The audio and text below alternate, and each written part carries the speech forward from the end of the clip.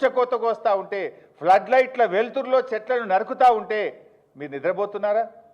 In fact మా RS Praveen Kumar గారు మీరు స్పందించడం లేదు అని చెప్పి వారే స్వయంగా ఆర్ఎస్ ప్రవీణ్ కుమార్ గారు పీసీసీఎఫ్ గారికి 2 ఏప్రిల్ రోజు లెటర్ పెట్టినారు. ఇక్కడ జీవ విధ్వంసం జరుగుతూ ఉంది, ఇక్కడ చెట్లన్నీ కూడా అనుమతి లేకుండా కొడతా ఉన్నారు, వైల్డ్ లైఫ్ ఎఫెక్ట్ అవుతూ ఉంది, తక్షణమే చర్య తీసుకోండి అని 2 ఏప్రిల్ నాడు స్వయంగా ఆర్ఎస్ ప్రవీణ్ కుమార్ గారు మన అటవీ శాఖ కార్యాలయానికి వెళ్ళి అరణ్య భవన్లో దరఖాస్తు ఇచ్చారు. మీకు దరఖాస్తు వచ్చిన తర్వాత కూడా స్పందించారా? రోజు అన్ని పత్రికల్లో హెడ్లైన్స్ వస్తుంటుంది, టీవీల్లో హెడ్లైన్స్ వస్తుంటుంది, యూనివర్సిటీ విద్యార్థులు రోడ్డు మీదకి వచ్చి ధర్నాలు చేస్తూ ఉంటారు, అయినా మీరు స్పందించరు.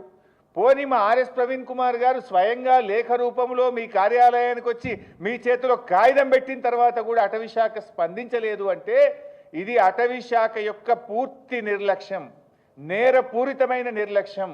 అటవీ శాఖ స్పందించకపోవడం వల్లనే ఈరోజు ఇన్ని వేల కొద్ది చెట్లు నరకబడ్డాయి, ఇన్ని జింకలు ముచ్చివాత పడ్డాయి, ఇవాళ వైల్డ్ ఎనిమల్స్ అన్ని కూడా ఇబ్బంది పడ్డటువంటి పరిస్థితి ఉన్నది. ఇవాళ ఈ బాధ్యత మీది, మీరు స్పందించలేకపోయారు. ముఖ్యంగా ఈరోజు చాలా విషయాలు కూడా మేము వారి దృష్టికి తీసుకుపోవడం జరిగింది. ఇవాళ అనేక రకాల వయలేషన్స్ ఇక్కడ జరిగినాయి. ఒకటి, మన రాష్ట్ర ప్రభుత్వంలో అనేక చట్టాలు కూడా ఉన్నాయి. వైల్డ్ లైఫ్ యాక్ట్తో పాటు వాల్తా యాక్ట్ 2002 ఇది మన రాష్ట్ర ప్రభుత్వం తెచ్చిన వాల్తా యాక్ట్.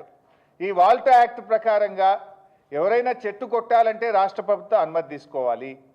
అంతేకాకుండా సాయిల్ కన్జర్వేషన్ కూడా, అక్కడ చెరువు కూడా ఉంది, ఆ సాయిల్ కన్జర్వేషన్ కూడా దృష్టిలో పెట్టుకొని తగిన చర్యలు తీసుకోవాలి.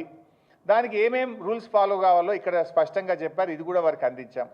అదేవిధంగా తెలంగాణ ఏర్పడ్డ తర్వాత 2017లో జీవో నంబర్ 23 మన రాష్ట్ర ప్రభుత్వ అటవీ శాఖ ఇష్యూ చేసినటువంటి గైడ్ లైన్స్. ఈ రాష్ట్రంలో ఎవరైనా ఏదైనా చెట్టు కొట్టాలంటే ఆన్లైన్లో మీరు దరఖాస్తు చేయాలి, 100 రూపాయలు దరఖాస్తు చేయాలి. తర్వాత అటవీ శాఖ అధికారులు ఇన్స్పెక్ట్ చేసి పర్మిషన్ ఇచ్చిన తర్వాత ఒక్కొక్క చెట్టుకు 450 రూపాయలు డిపాజిట్ చేసిన తర్వాత అటవీ శాఖ అనుమతి ఇచ్చిన తర్వాత చెట్టు కొట్టాలి. అది అటవీ భూమి కాదు, పట్టా భూమి అయినా, హౌస్ సైట్ అయినా, వ్యవసాయ భూమి అయినా, ప్రభుత్వ భూమి అయినా, అది ఏ భూమి అయినా సరే అనుమతి తప్పనిసరి అని చెప్పి జీవో నంబర్ 23 5/7/2017లో చాలా స్పష్టంగా ఇందులో పేర్కొనబడింది. ఇది కాకుండా సుప్రీంకోర్టు ఒక ఆర్డర్ ఇచ్చింది 4/3/2025 అంటే 4th March 2025న ఒక ఆర్డర్ ఇచ్చింది సుప్రీంకోర్టు. ఇన్ఫ్యాక్ట్ దానికంటే ఏడాది ముందే సుప్రీంకోర్టు ఒక ఆర్డర్ ఇచ్చింది. ఎంత స్పష్టమైన ఆర్డర్ ఇచ్చిందంటే, మీరు అటవీ భూములే కాకుండా ద డెఫినేషన్ ఆఫ్ ఫారెస్ట్ అంటే అది గవర్నమెంట్ రికార్డులో ఫారెస్ట్ భూమి అని రాయవలసిన అవసరం లేదు, అది ఫారెస్ట్ నేచర్ కలిగి ఉంటే అది అటవీ భూమియే. అటువంటి భూములు మీ రాష్ట్రంలో ఎన్ని ఉన్నాయి? అటవీ భూములే కాకుండా అటవీలో ఉండేటువంటి లక్షణాలు కలిగినటువంటి ప్రభుత్వ భూములు, పట్టా భూములు మీ రాష్ట్రాల్లో ఎన్ని ఉన్నాయి, వాటి వివరాలు ఇవ్వండి అని దేశంలోని అన్ని రాష్ట్రాలను కూడా సుప్రీంకోర్టు కోరింది. ఆ సుప్రీంకోర్టు ఉత్తర్వుల మేరకు మన రాష్ట్రంలో కూడా ఒక కమిటీ వేశారు. ఆ కమిటీ ఒకవైపు పనిచేస్తూ ఉంది. ఈ రాష్ట్రంలో అటవీ శాఖ యొక్క లక్షణాలు కలిగినటువంటి అటవేతర భూములను గుర్తించేటువంటి కమిటీ ఈ రాష్ట్ర ప్రభుత్వం వేసింది.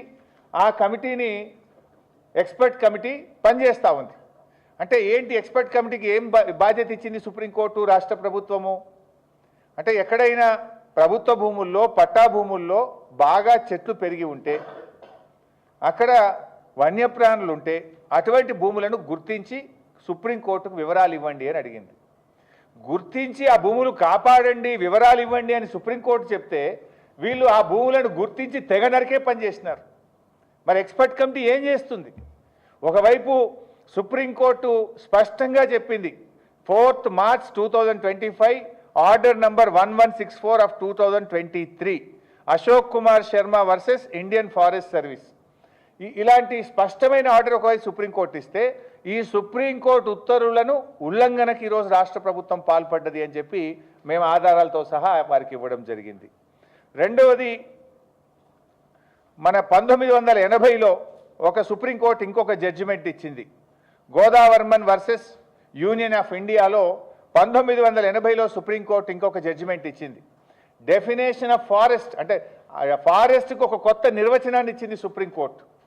ప్రభుత్వ భూమే అటవీ భూమే కానక్కర్లేదు, అది పట్టా భూమి అయినా, అది ఎలాంటి భూమి అయినా సరే